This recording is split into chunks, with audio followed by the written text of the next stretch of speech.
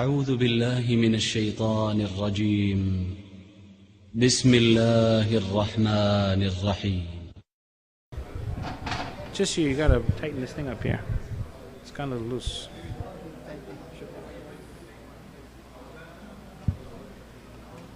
Here you have this. Maybe like this would be better.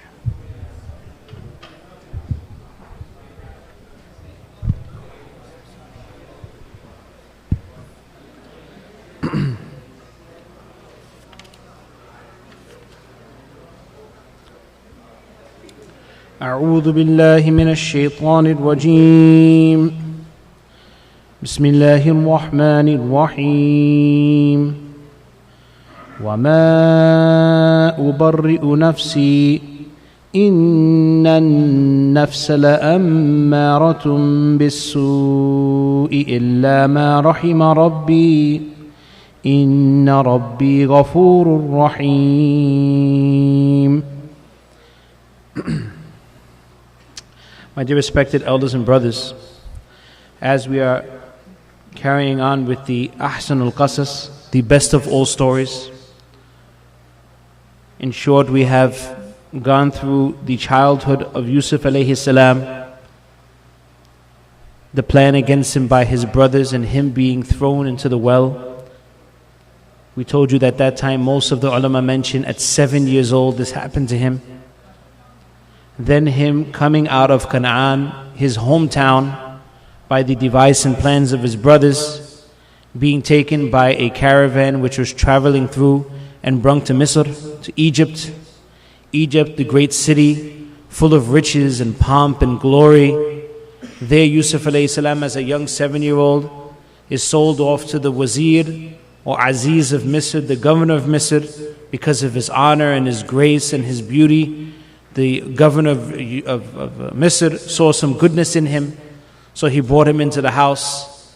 In this beautiful palace, Yusuf alayhi salam faced his greatest test, and that was the wife of Azizi Misr being inclined towards him and trying to seduce him. Yusuf alayhi salam went through that, and Allah Ta'ala saved him. But as time went on, and we know about some of the politics that were going on at that time, again, Yusuf alayhi salam, the wife tried to seduce him again through the help of other ladies as well. And Yusuf alayhi salam then made the dua that may Allah Ta'ala protect me from this, and I would rather go to jail, which was the threat that was given to him by the wife of Aziz Misr. Allah Ta'ala accepted this dua, and in the form of sending him to jail, protected him from the seducing of this lady.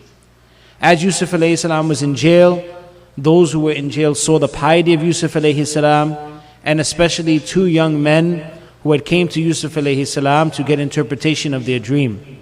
Yusuf alayhi salam had been given hikmat, wisdom and nabuwat, and also was given the special quality of translating the dreams. So he translated the dream for the 2 brothers who were there, the 2 young men, and one of them of course got saved from the prison, the other one was killed. And Yusuf alayhi salam then said to remind the king about my condition here, about what I'm doing, this tawheed that I'm giving da'wat of, and this ta'bir ru'ya, and the interpretations of dreams, and what my condition is here. Tell him about it. The person forgot. Later on, many years later, when the king mentioned the dream, which needed the interpretation of Yusuf alayhi salam, then this person came back to the king, and the king then told him to bring Yusuf alayhi salam. Yusuf alayhi salam was then brought by this young person, the interpretation was given, and Yusuf alayhi salam was offered to come out of jail. As he was offered to come out of jail, Yusuf alayhi salam first of all wanted to clear his name. He wanted to make sure that there was no blemishes and no type of thought of guilt in the people's minds, and no type of the confusion about who Yusuf alayhi salam was, and that his innocence should not be something that people are in doubt of. So Yusuf alayhi salam then gathered all these ladies and told the king to make sure to get those ladies who had devised the plan against me, asked them about my innocence. They claimed the innocence of Yusuf alayhi salam, and that's where we are now. When they claimed the innocence of Yusuf alayhi salam, then after that, the wife of Aziz Misr was compelled to tell the truth and told everyone, Al-an hassas al-haq, the truth has come out, and now I'm the one who really had tried to seduce Yusuf alayhi salam, and he's the innocent one. Last week we finished off on that ayat where the ulama of tafsir are in difference that whether the next two statements have been said by Yusuf alayhi salam or have they been said by the wife of Aziz Misr. Because it's not mentioned that Yusuf alayhi salam was in this majlis, and because after this the king says, وَقَالَ الْمَالِكُ ائْتُونِي بِهِ, bring him to me, so many of the mufassirin have leaned towards the wife of Aziz Misr saying these last two statements. But it is possible that Yusuf alayhi salam had said it, and many mufassirin and the interpreters of Quran, they have said that Yusuf alayhi salam actually said these statements. The tarjuma and the translation would be a little bit different with both of them saying it. First, if that last ayat, meaning ayat number 52 that we did last week, and we just ran through it because it was getting late, and I said we'd go over it again. If it was the wife of Aziz Misr who said this, so then we would say that ذَلِكَ لِيَعْلَمَ, and that, meaning the admittance of her guilt and the admittance of this crime that she did, that لِيَعْلَمَ, so that Yusuf alayhi salam may know أَنِّي لَمْ أَخُنْهُ بِالْغَيْبِ, that I have not now cheated on him when he's not here. لَمْ أَخُنْهُ بِالْغَيْبِ, meaning Yusuf alayhi salam is not here right now, he's in jail. So I want to let him know that even though he's in jail and I could have now done some more tuhma and some more accusations against him, no, I'm not going to do that. I want him to know that even though he's not here, I'm not going to now cheat on him and tell him that he was the one that seduced me. وَأَنَّ اللَّهَ لَا يَهْدِي الْكَيْدَ الْخَائِنِينَ, that's very easy, and Allah Ta'ala does not now guide the plans of those who are treacherous. The khiyanat karne wala, those people who try and do treachery and cheat, Allah Ta'ala does not guide them. So that would be the tarjuma, the translation, if we say that the Aziz Misr's wife said this. If it was Yusuf alayhi salam who said this, so then the tarjuma will go this, that ذَلِكَ لِيَعْلَمْ, this is so that he may know, meaning the husband of the wife of Aziz Misr may know, that أَنِّي لَمْ أَخُنْهُ بِالْغَيْبِ, that I did not cheat on him when he wasn't there. I did not now cheat on the husband by going with the wife of Aziz Misr. I did not do any khiyanat on him when he wasn't there. I did not cheat on him and do any treachery against him when he was not present there with me. وَأَنَّ اللَّهَ لَا يَهْدِي الْكَيْدَ الْخَائِنِينَ, that would be the same tarjuma then. So أَخُنْهُ, when we say أَخُنْهُ, that last word who, where is it going back to? Is it going back to the governor, or is it going back to Yusuf alayhi salam, or it could even be going back to in both states. Even if the wife said it, or if Yusuf alayhi salam said it, the who could be going back to Allah Himself. That I did not do any khiyanat of Allah Ta'ala when I was by myself, bil ghaib. Yani in the condition that I was in ghaib, nobody else could see me, it was only me and her, or it was her and him. I did not now do any treachery, and I did not cheat on you, O Allah Ta'ala. So both could be said, Allah Ta'ala knows best. The tafsir and the story would not change much if we said Yusuf alayhi salam said it, or we said the wife said it. The next, where we come on to now, the 13 juz of the Quran, where Allah Subhanahu wa Ta'ala talks about the next statement, which also could be the statement of the wife of Aziz Misr, or it could be the statement of Yusuf alayhi salam. If it's the wife of Aziz Misr who said this, so obviously she is now admitting something that is within all of us, and that is the fact that we cannot claim purity of our nafs, our desires. Nobody can say that I'm pure and I'm clear of all mistakes, and there's no way that I can sin or fall into any type of sin. Nobody can say this. So she was obviously declaring and admitting something that is in every single insan, this nafs, and the fact that this nafs at any time can go against us, and we can fall into some very terrible sin because of it. If it's Yusuf alayhi salam who's going to say this next statement, then obviously this would be the tawadu and the humbleness of Yusuf alayhi salam. Because Allah subhanahu wa ta'ala in the Quran himself says, فَلَا تُزَكُّوا أَنفُسَكُمْ هُوَ أَعْلَمُ بِمَنِ اتَّقَى. Do not now claim yourself to be pure. Don't claim yourself to be pure. From this, many of the ulama have said from this ayat that it's haram for someone to claim piety.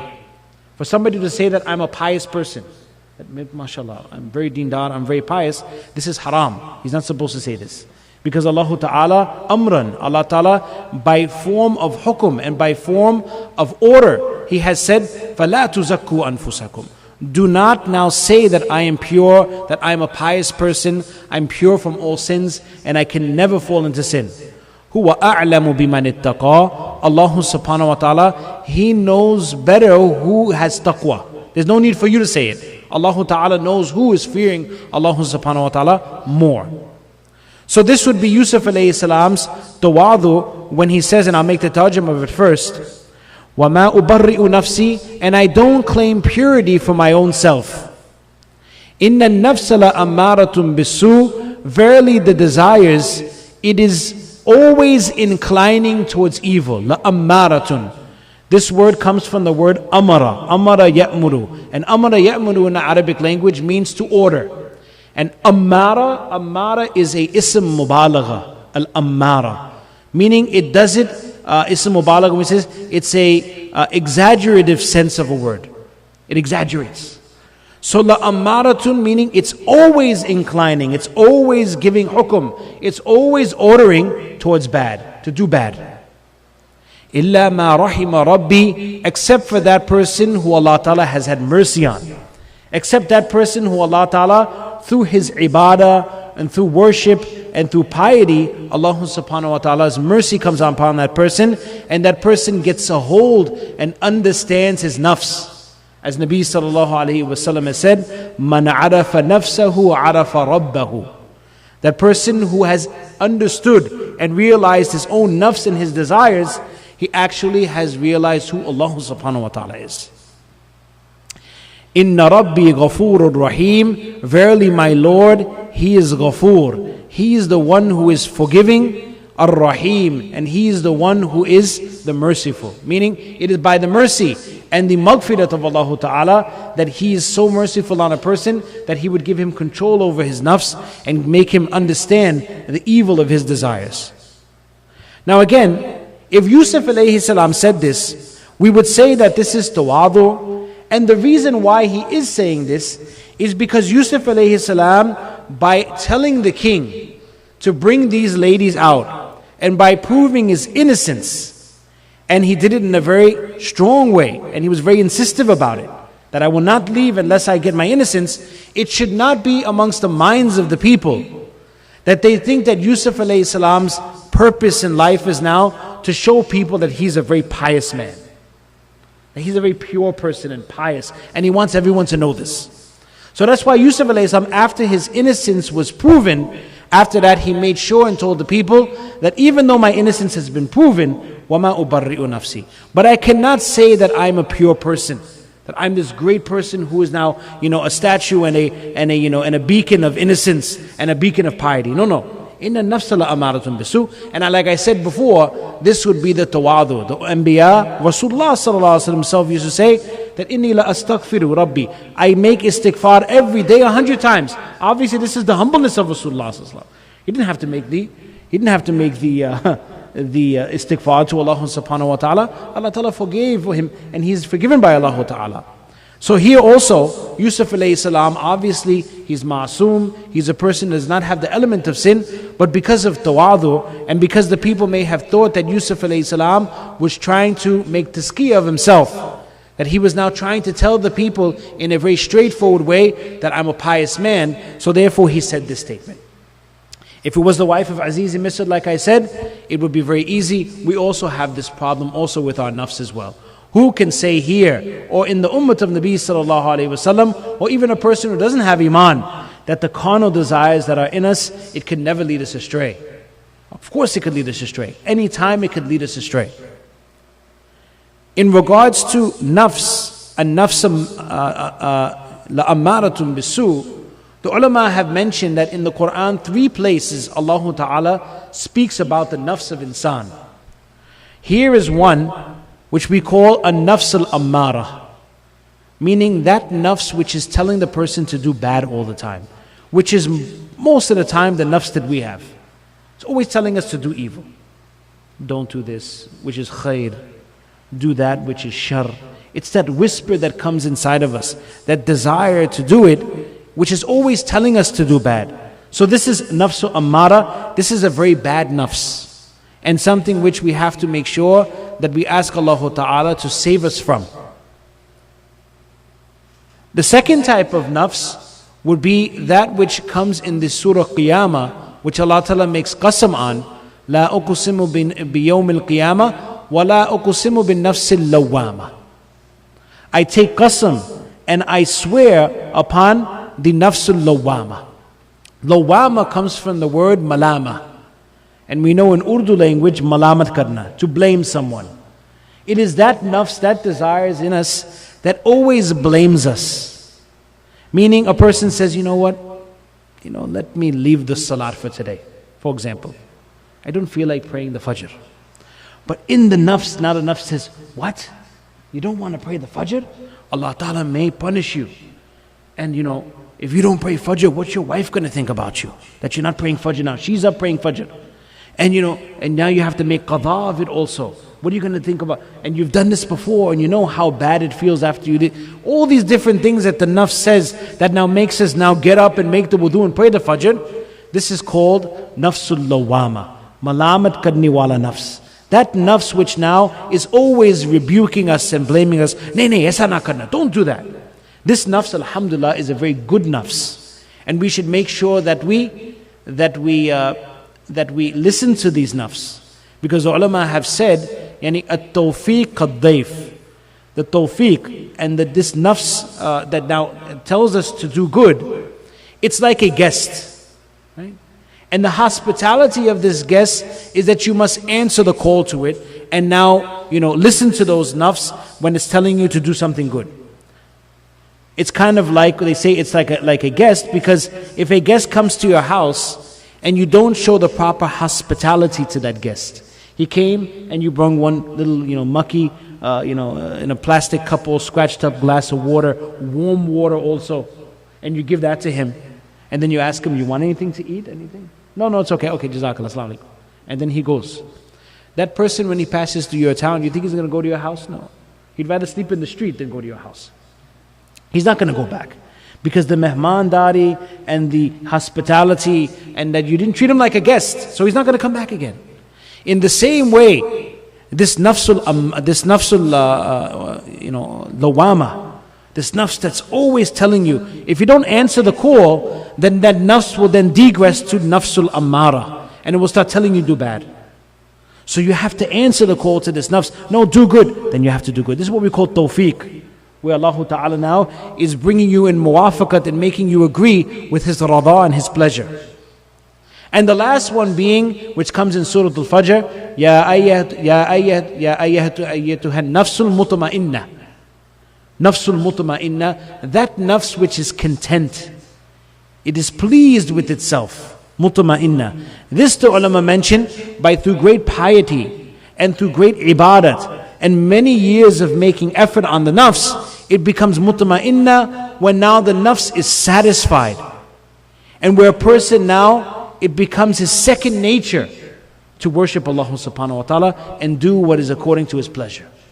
This is the highest level of nafs, and this is with the call of Allah Ta'ala, Ya ayyatuha nafsul mutma'inna irji'i ila rabbiki radiyatan maradiyya.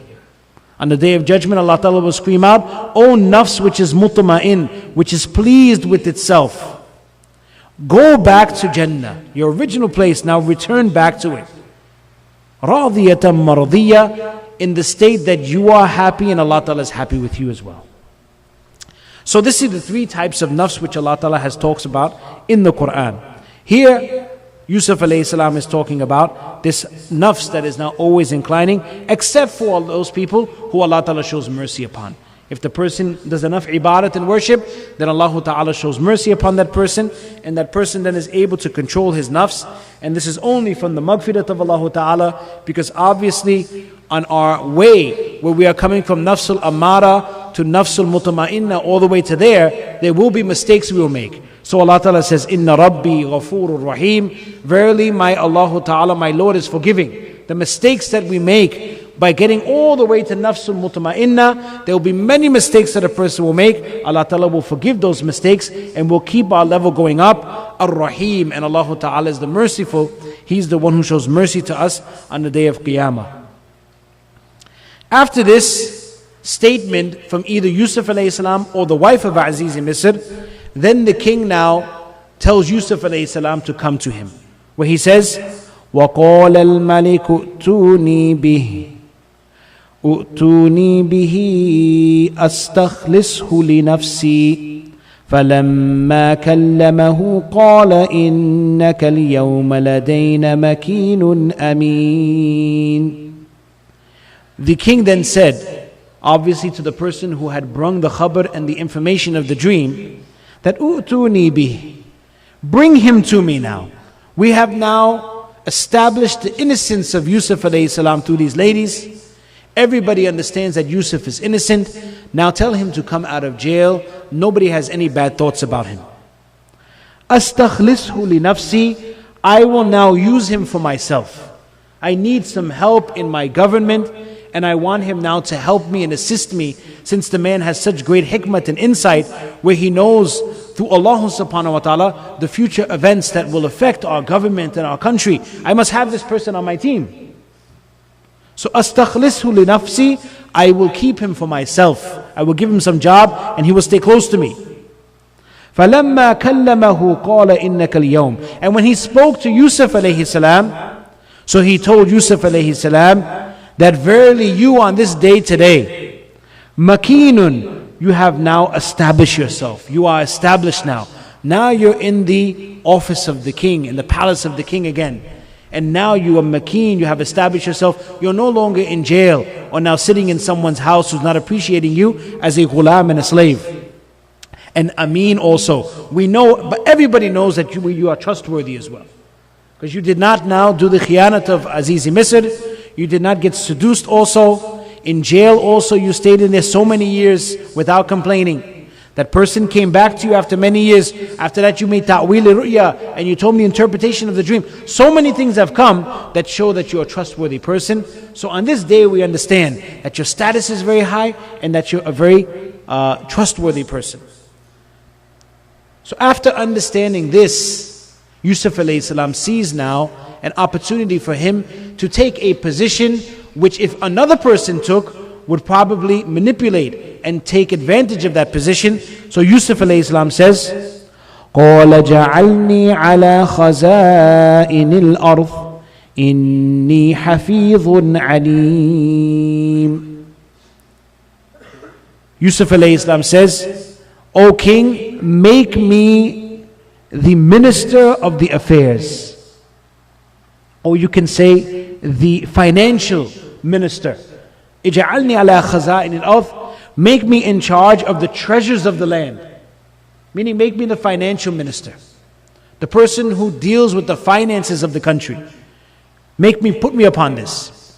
Now the question arises that is it jaiz, is it permissible for us or for a person, or better yet a Nabi, to ask for such a position?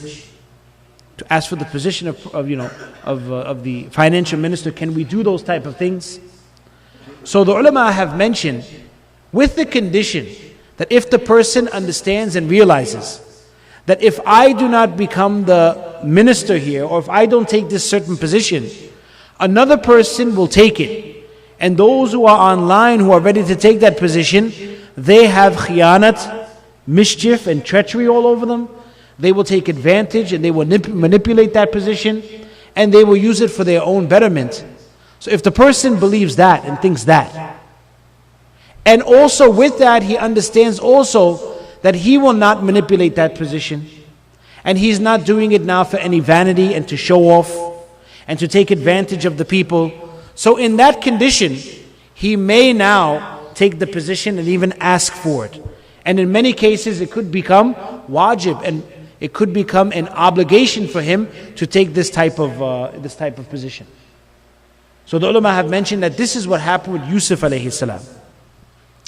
Saying this, if we look in the ahadith of Rasulullah sallallahu alayhi wasallam, Rasulullah sallallahu alayhi wasallam has mentioned in regards to this, when Abdul Rahman bin Samura radiyallahu anhu, a sahabi of Rasulullah sallallahu alayhi wasallam, came to Rasulullah sallallahu alayhi wasallam. So Rasulullah gave him some advice, and he told him that make sure you never ask for any position, because if you ask for a position, then the help and assistance of Allah Ta'ala will not be in that with you. This hadith is related in Muslim.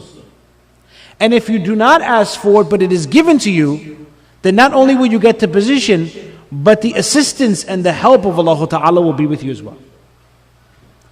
In another hadith of Muslim, one man came to Rasulullah sallallahu alaihi wasallam asking for some uhda, asking for a high position.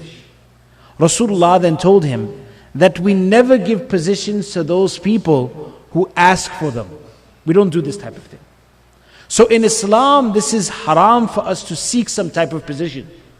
But if there is the andesha and the fear that if I don't take this position, then the position will not, the person who takes it will not be fulfilled, right? And he won't be able to do it properly, so then that person can now do that. He can do it. Ulama have mentioned the difference between this, the difference between what we call akmaliyat and afdaliyat. For example, if we were to lead salat right now, and everyone's supposed to pray the salat, so maybe I would walk up, or maybe one of the hufaz would walk up and lead the imamat, right?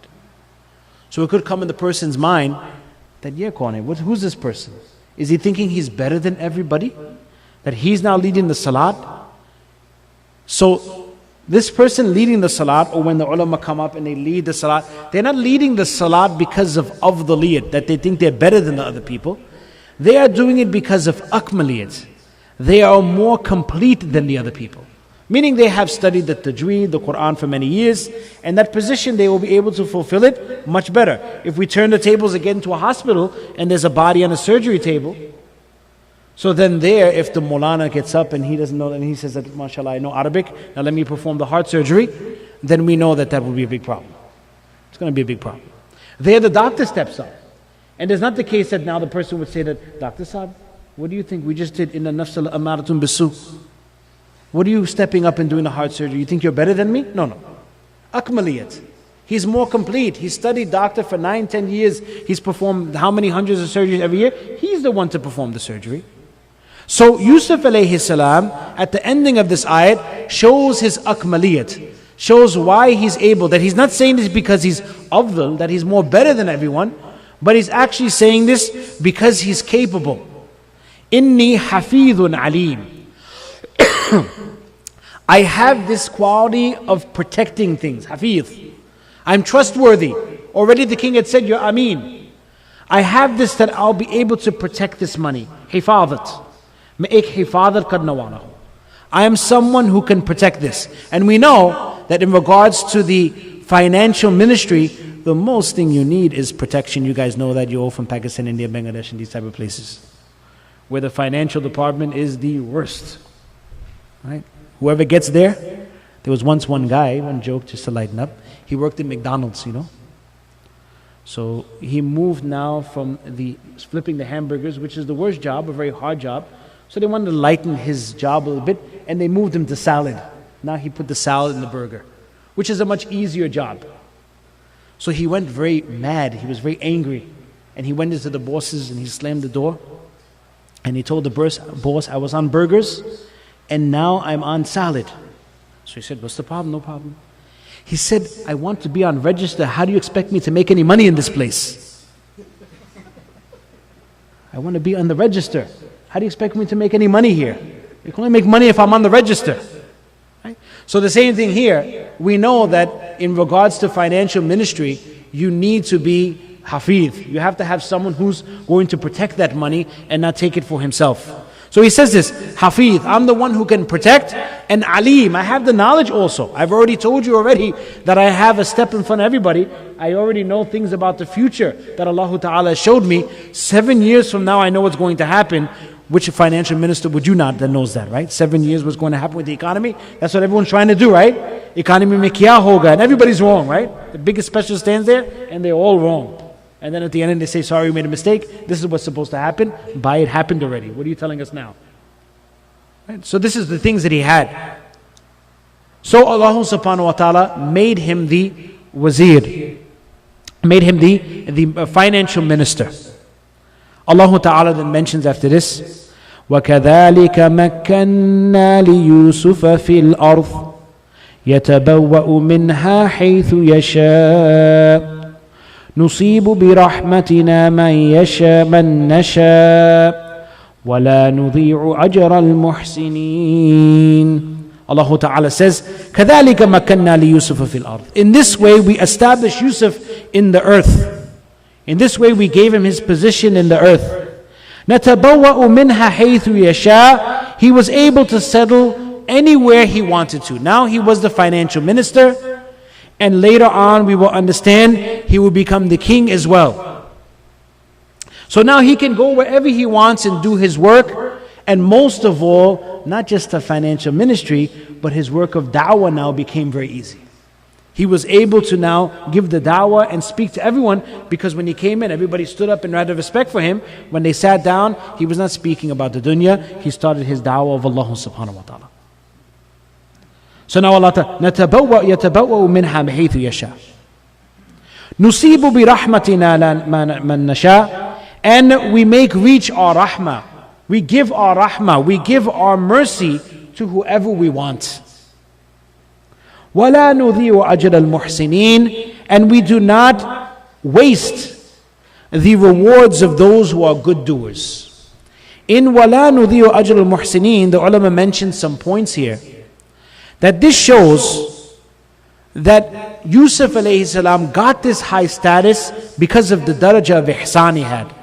Because he was a good doer. He did good deeds. So Allah subhanahu wa ta'ala, in exchange of his good deeds, gave him this high status. Another nukta and point the ulama make is this shows the ikhlas, the sincerity of Yusuf alayhi salam. That his seeking this position and getting this position after and becoming prosperous in Misr, it was with ikhlas and for the sake of Allah subhanahu wa ta'ala.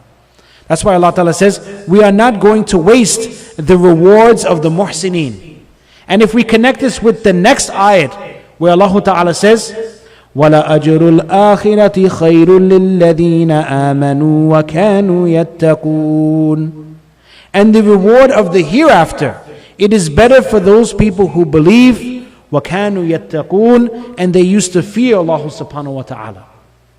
So coupled with this ayat, we can see that the rewards of Yusuf alayhi salam in the dunya that he was receiving, it was not only there. Allah Ta'ala had khair and even better things for him in the akhirat, because he had ikhlas and he was sincere in what he was doing.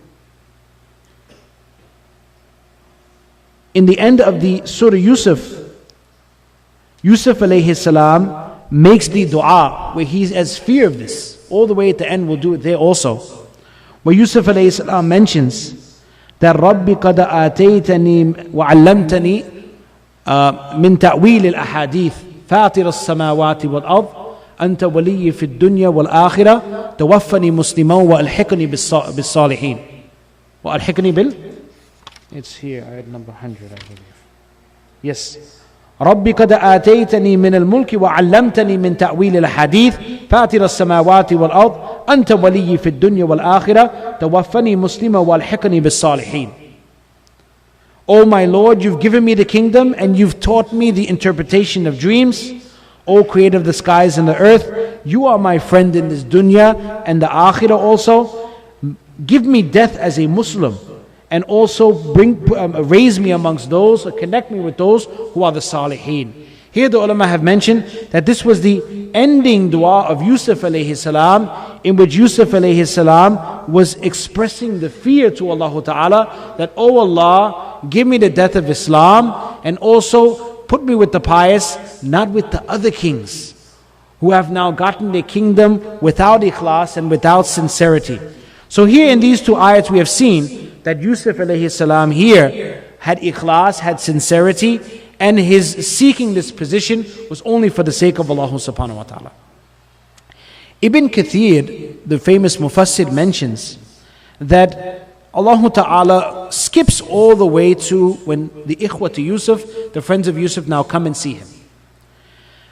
In between there, where Allah Ta'ala had mentioned, يَتَبَوَّأُ مِنْهَا حَيْثُ يَشَاءُ, and I told you the benefit of this is he's able to give da'wah and able to propagate. So Yusuf alayhi salam, for a year, he became the, upon the Khaza'in al-Ard, the financial minister.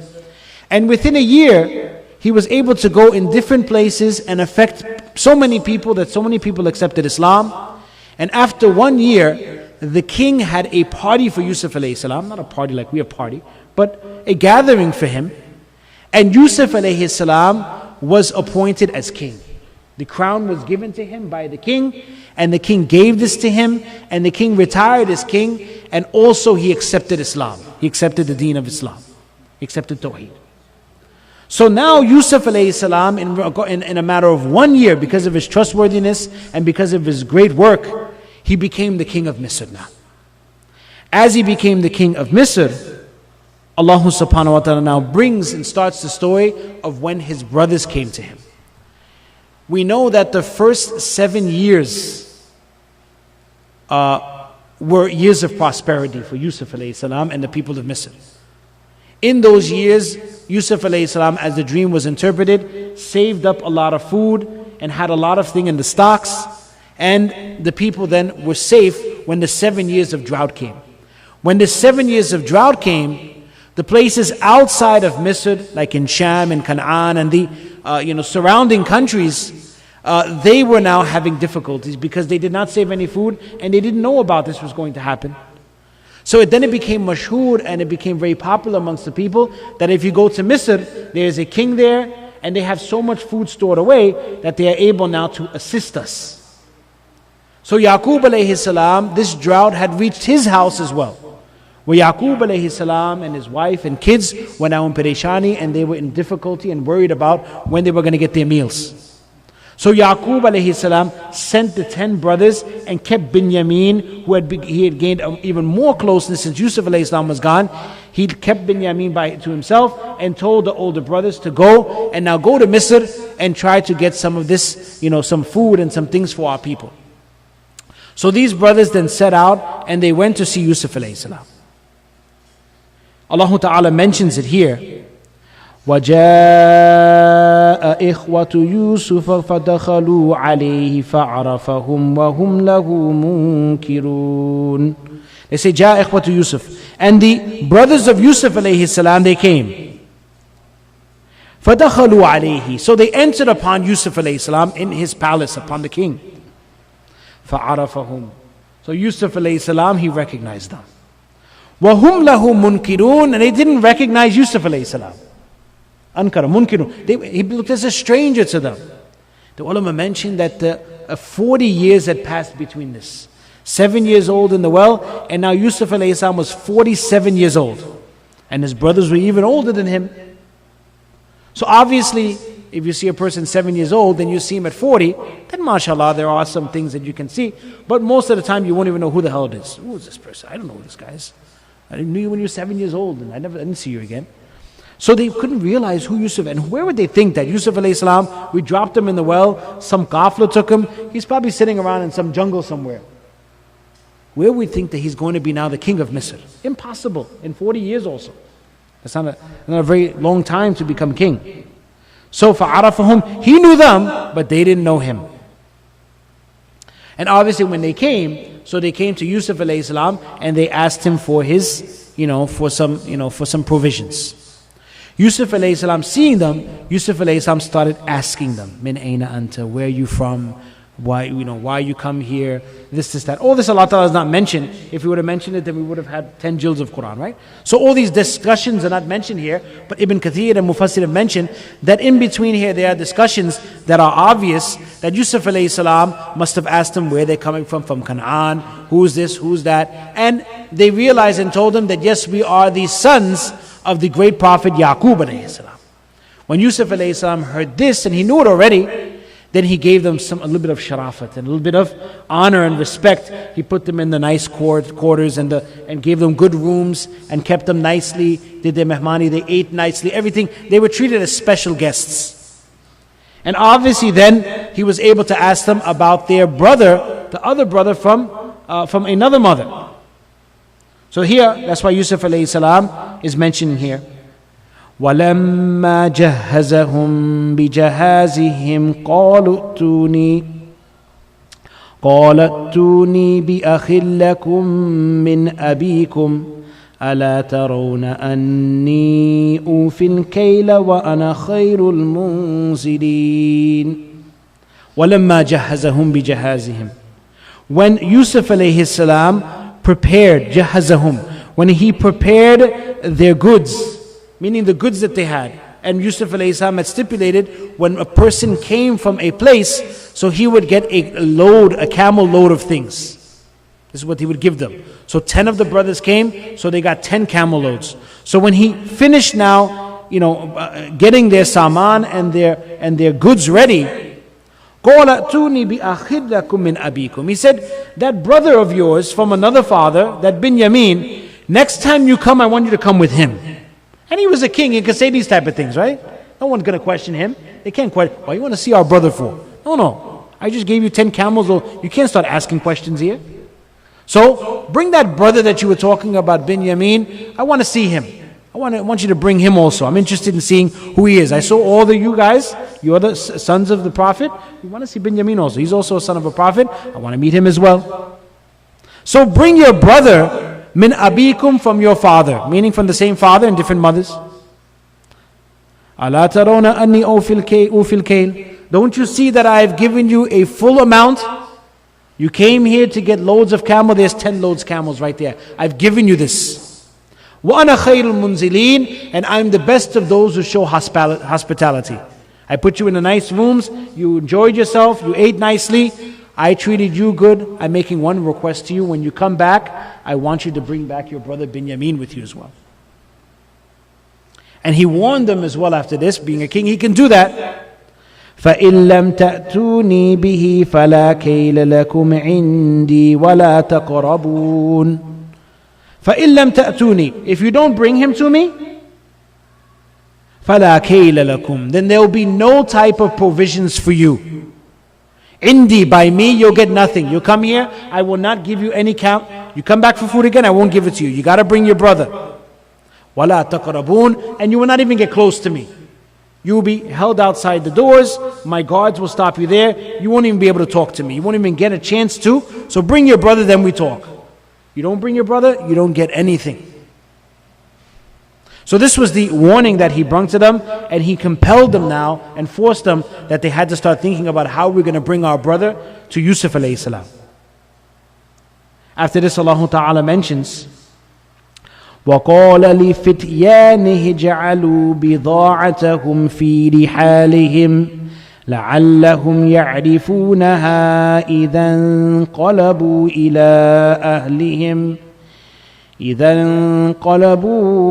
إِلَىٰ أَهْلِهِمْ لَعَلَّهُمْ يَرْجِعُونَ. And he said لِفِتْيَانِهِمْ, to his young man, meaning the young man who served Yusuf alayhi salam, اجعلوا بضاعتهم في رحالهم.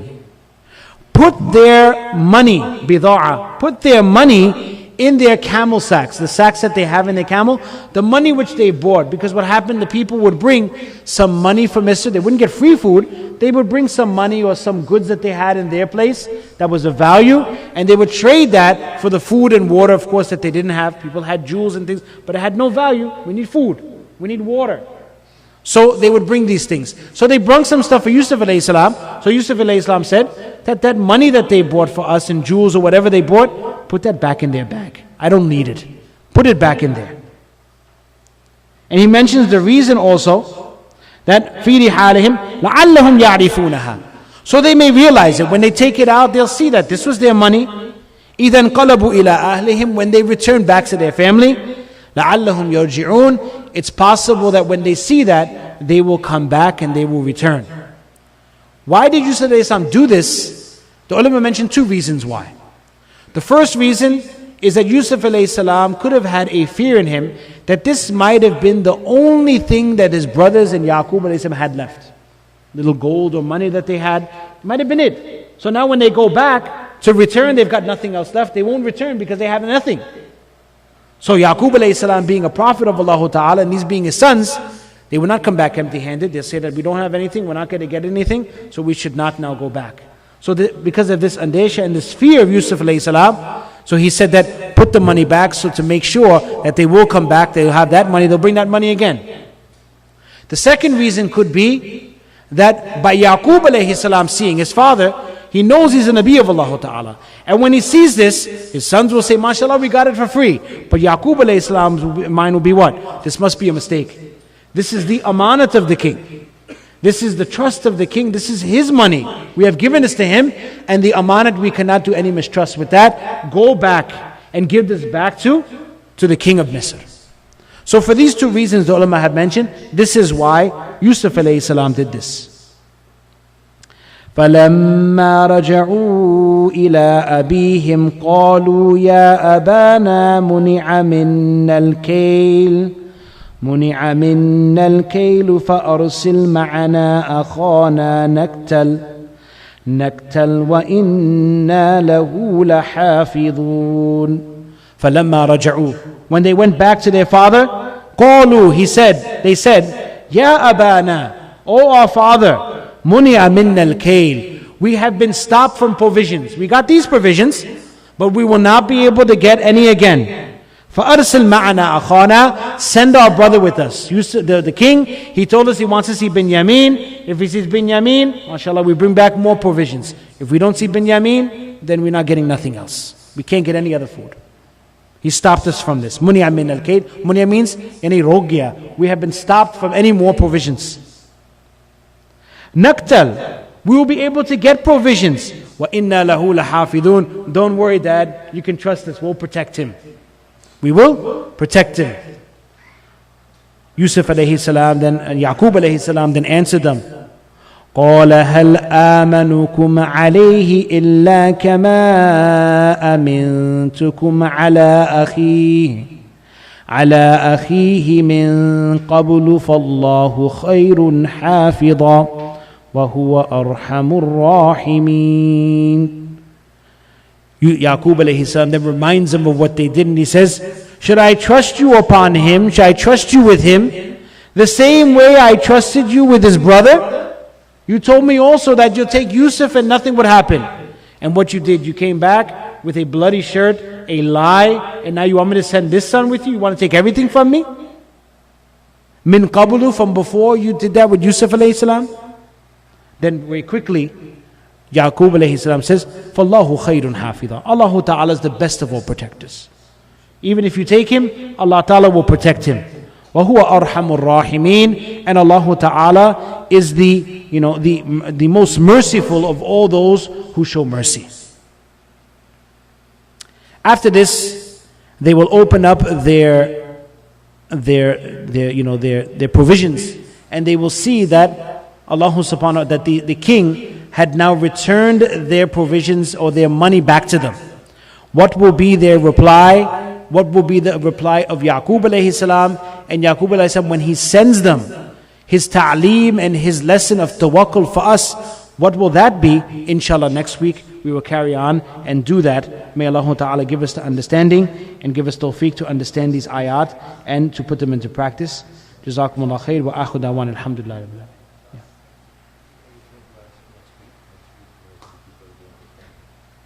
Okay. Yeah. Yes, sir. As long as it's a question I can answer within the next hour. Because I know your questions. Your questions are a bayan.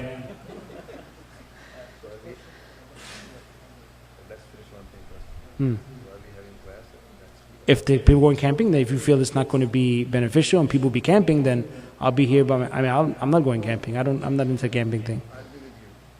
Then we can have one-on-one, no problem. If they feel that more of the youngsters will be out, and if you feel so, it's up to you. Okay, so next week we won't have class. We'll carry on the week after that, inshallah. And your question? Outside of the month of Ramadan, how can a person be able to differentiate whether it's a shaitan that's whispering to him or his own nafs? That's what I figured. The differentiation between shaitan and nafs. Some of the ulama, and my shaitan is bad and my nafs is bad also. So many of the ulama have said the main differentiating factor between shaitan and nafs is that when you say A'udhu billahi minash shaitan rajim, there is an endpoint with shaitan. Shaitan, he stops after a while. But the nafs, it is that one that keeps on going. If you have said A'udhu billahi minash shaitan rajim, so after A'udhu billahi minash shaitan rajim, and after having that marifa and understanding what is right or wrong, and still the insistence is still there, this is where the nafs is. Some of the ulama have mentioned that difference. Wallahu alam, Allah knows best. Of course. Well, he won't get full. At that time he will get protection, but he always has to be. The nafs and shaitan is like riding on a horse, right?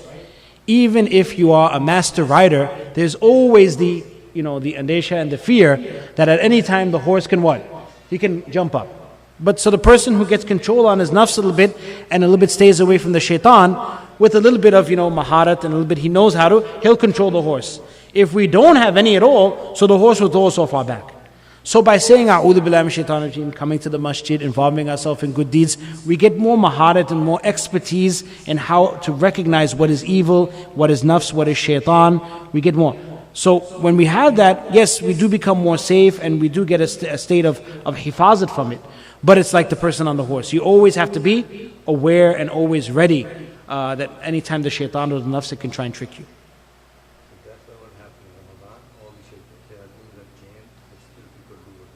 That's the nafs. That's the nafs. It's the nafs and that's adat. Adat is also very important. We should make sure we don't become adi of sin. Right? Mulana Palampuri, he was a great muballigh in Nizamuddin. He gave the example of the exercise bike. He said when you ride the exercise bike, so when you go very quickly on the exercise bike and you let your legs go out, so the wheels keep going. He said the shayateen being locked up is the same like that in Ramadan. Even though they're locked up, they're like when you let your legs go and it keeps going. Some of the people are so adi and so habitual of sin, so when the shaitans get locked up, they go by themselves after. It's on autopilot. Cruise control, right? Because it's adat. It's not an element of shaitan now, it's an element of the nafs, and it's an element of adat. They just become habitual to it. It's ghafla, unmindfulness. It's just a part of their life. So you have to be careful with that sometimes a person gets so far away that it's not even the shayateen, and actually the shaitans run away from him. The shaitans, they start running away, right? Shaitan gets to a point where what? He runs away. He says, Inni akhafullah. He gets to the point, he says, what you're doing, I fear Allah. I can't do that. Right? Most of us say he says it as a lie. He's lying. He's lying. But this is in the ayat. He starts running away. And he says, Inni akhafullah. I fear Allah. This is after sin. When the adhab of Allah Ta'ala is coming, then shaitan, he runs away. Yes? So insight, farasa, of course it's a gift from Allah subhanahu wa ta'ala. But is it something that can also be acquired by an individual? Through piety and things, of course. It can be farasatul mu'mineen, right? It's farasatul mu'mineen is ittaku farasatul mu'min. So farasat can come from anyone. It can come from, but usually it comes from piety. Piety. It's mentioned that Ibn Abbas radiallahu anhu was once walking in the majlis of Uthman radiallahu anhu.